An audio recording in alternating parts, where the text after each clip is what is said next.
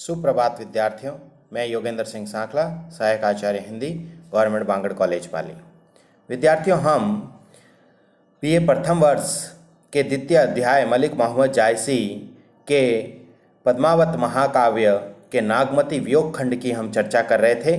नागमती वियोग खंड के अंतर्गत हमने वर्ष के 12 महीनों में किस प्रकार से नागमती विरह में व्यथित रहती हैं और उसे विरह की जो पीड़ा है वह निरंतर सताती रहती हैं, उसका अत्यंत ही मार्मिक वर्णन अब हमने प्रस्तुत किया था। उसी क्रम के अंतर्गत आज हम जो है नागमती को मलिक मोहम्मद जायसी ये कहते हैं कि उसे जेठ और आषाढ़ का जो महीना है, जो कि एक महीना अंत की ओर है और दूसरा प्रारंभ की ओर है, यानी पुनः आषाढ़ लग जाता है। पूरे वर्ष के 12 महीने तक नागमती विभिन्न प्रकार से व्यथित रहती हैं, फिर भी उसका प्रियतम पुनः लौट कर के नहीं आता है। तब नागमती की स्थिति किस प्रकार से विरह में व्यथित होती है, उसी का यहाँ पर वर्णन किया गया है। तो देखिए, हम इस दोहे पर चर्चा करते हैं। तपे तपे लागी अब जेठ आषाढ़ी, मोहि पियो बिनु छाजनी भई गाढ़ी, तन तिनु भर बा जुरो खरी, भई बरखा दुख आगनी जरी।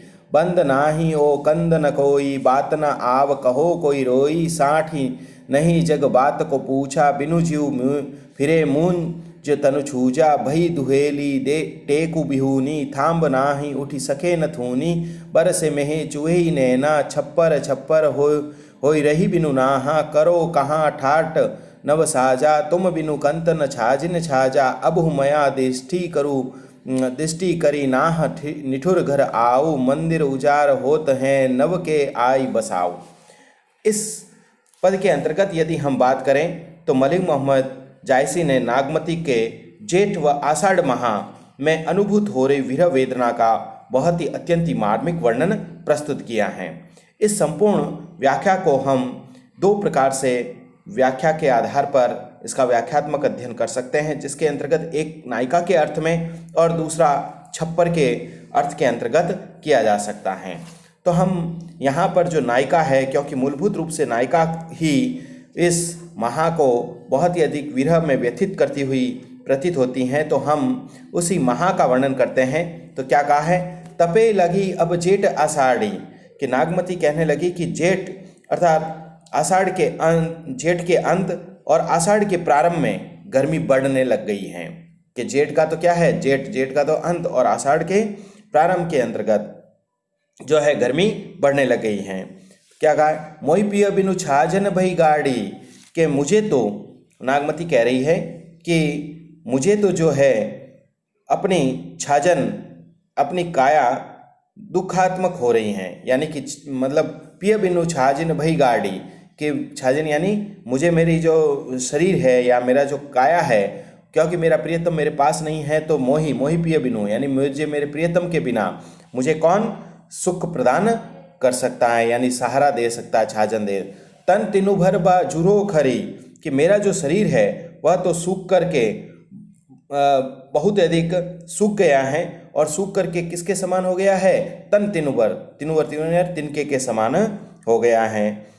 और क्या कहा? भई बरखा दुख आगरी जरी, और मैं अत्यधिक संतृप्त हो रही हूँ, और यह जो काया है वह विरह से बढ़ावा पाकर मेरे सिर पर आ गई हैं। यानी कि भई बरखा दुख आगनी जरी, कि ऐसा प्रतीत हो रहा है कि जैसे मानो बरखा भी हो रही है और दुख आगनी जा रही, और दुख रूपी अग्नि में मैं निरंतर जलती जा रही हूँ। यानी मेरी स्थिति इस प्रकार की हो गई है, बहुत ही दुखदायी स्थिति हो गई है कि एक और तो मैं यह जो मेरा जो शरीर है विरह में बढ़ावा पा कर के मेरे सिर पर आ गया है, और मेरी स्थिति बिल्कुल भी अच्छी नहीं है।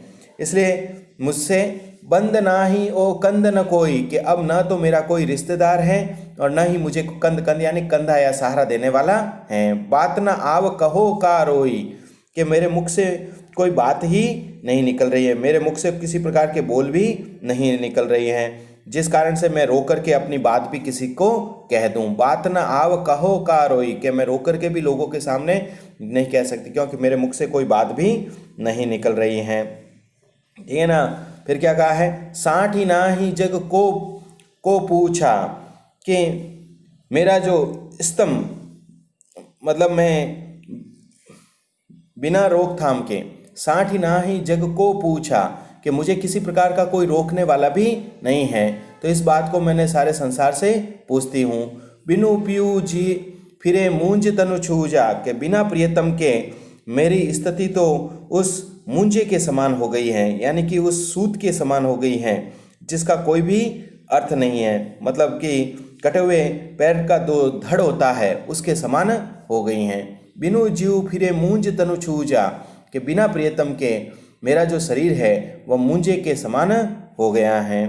भई दुहेली टेक बिहूनी थांब नहीं सखे न थूनी, कि मैं तो क्या है, भई दुहेली टेक बिहूनी, कि मुझे कोई सहारा देने वाला भी नहीं है, जो कि मुझे पूर्ण रूप से, इसलिए मैं स्थूल कटे हुए पैर का धड़ हो गई हूँ, कि मेरा स्तंभ थामने वाला भी कोई नहीं है, इसलिए मैं तो स्थूल कटे हुए पैर के धड़ के समान हो गई हूँ। भई दुहे थाम नहीं उठी सके न थूनी, बरसे मेहे चूवी नैना, कि मेरे नेत्रों से तो निरंतर अश्रुधारा रूपी जल वर्षा बहती रहती है। छप्पर छप्पर हो ही रही बिनु नाहा, कि स्थान स्थान पर, कि मेरी जो काया है वह छाजन का नया टाट बन गई है, कि मेरी जो शरीर है, मेरे प्रियतम के बिना मेरा जो शरीर है वह तो क्या है, वह छाजन के जैसा हो गया है। करो कहाँ ठाट नव साजा, तुम बिनु कंत न छाजनी छाया, कि हे प्रियतम मैं करो ठाट नव साजा, कि हे प्रियतम तुम आकर के मुझे नया ठाट नया स्थान प्रदान करो। तुम बिनु कंत न छाजनी छाजा, कि तुम्हारे बिना हे प्रियतम मुझे कोई भी छाया प्रदान करने वाला नहीं है। अबु मया दृष्टि करी नहा निठुर गर आओ, कि हे प्रियतम अब तो मेरे ऊपर क्या है, दृष्टि, यानी कि अपनी नज़र डाल करके, अबु मया दृष्टि, कि अब मेरे ऊपर प्रेम रूपी दृष्टि करो। आह घर आओ, तुम मेरे घर आओ। मंदिर उजार होत हैं नव के आय बसाओ, कि मेरा जो मंदिर है, यानी कि मेरा अंतर्मन रूपी जो मंदिर है वह तो उजाड़ हो गया है, अब तुम आकर के पुनः उसे बसाओ।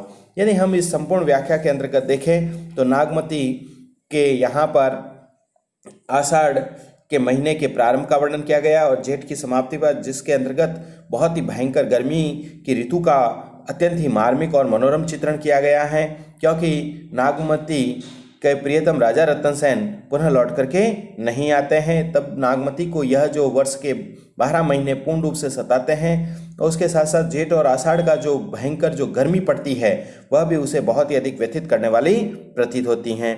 यहाँ पर विरोधाभास, दृष्टांत आदि अलंकारों का पूर्ण रूप से चित्रण किया गया है। वियोग श्रृंगार रस की पूर्ण रूप से प्रधानता की गई है। उसके साथ साथ हम देखें पुनरुक्त अलंकार, छप्पर छप्पर आदि स्थानों पर पुनरुक्त अलंकार का भी प्रयोग किया गया है। गेय तत्व की पूर्ण रूप से प्रधानता हमें देखने को मिलती हैं, और माधुर्य गुणों से उत्प्रोत तो समूचा काव्य है ही है। उसके साथ साथ हम देखें तो मसनवी शैली का प्रयोग किया गया है। दोहा और चौपाई छंद के अंतर्गत समूचा काव्य रचित है और अवधी भाषा का प्रयोग किया गया है। तो विद्यार्थियों, आज हमने नागमती के इस वियोग खंड का एक व्याख्यात्मक अध्ययन किया है। इसी क्रम में हम अगले वीडियो के अंतर्गत इसी क्रम को आगे बढ़ाते हुए